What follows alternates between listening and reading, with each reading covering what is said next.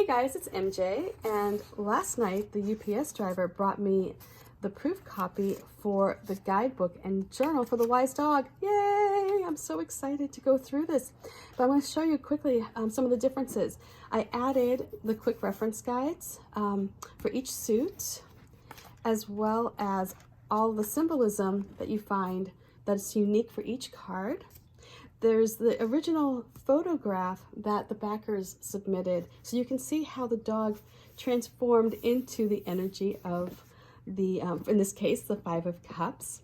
I also include the positive and negative qualities for each card, so that if you're doing a reading and if you're perhaps if one of the positions is a source of friction, you may want to consider the negative qualities of that card, because each energy is very well rounded. It's not all good. There are some negative attributes that can surface, especially when it gets out of balance. So I list those.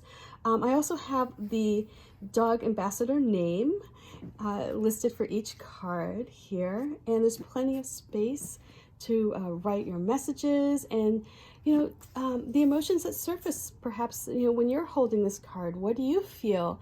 And that's going to be unique to you.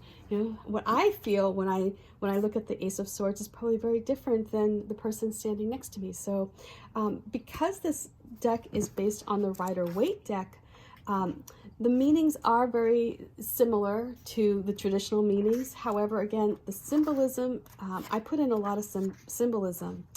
And for this deck in particular, it's good to know, if you pull a card, what it all means. It may have something unique, and that might in itself, when you're looking up that symbolism, if there's something that catches your eye, perhaps that may be something to consider or something to focus in on. So if I'm pulling a card for the Wise Dog and I'm looking at the Queen of Wands here, oops, and they're all in order,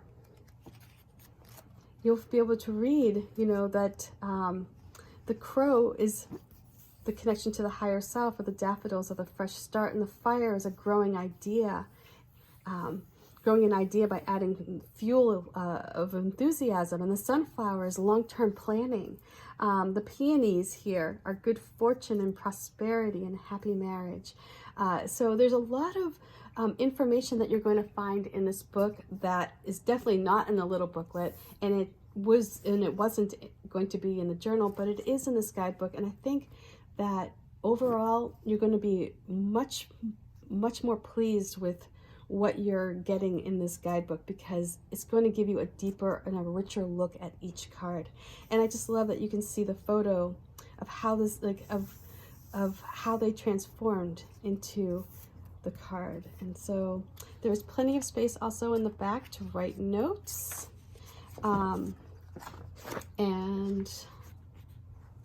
I think you guys are just going to love this book.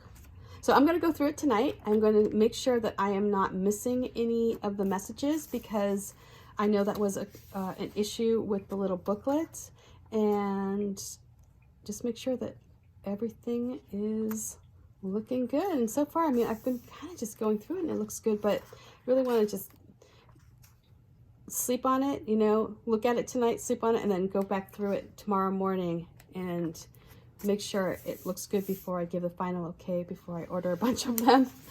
And then they'll start shipping in January. So thank you so much for your patience on this, but I think in the end, what you're going to receive is going to be far more beneficial for you, in that there's so much more information.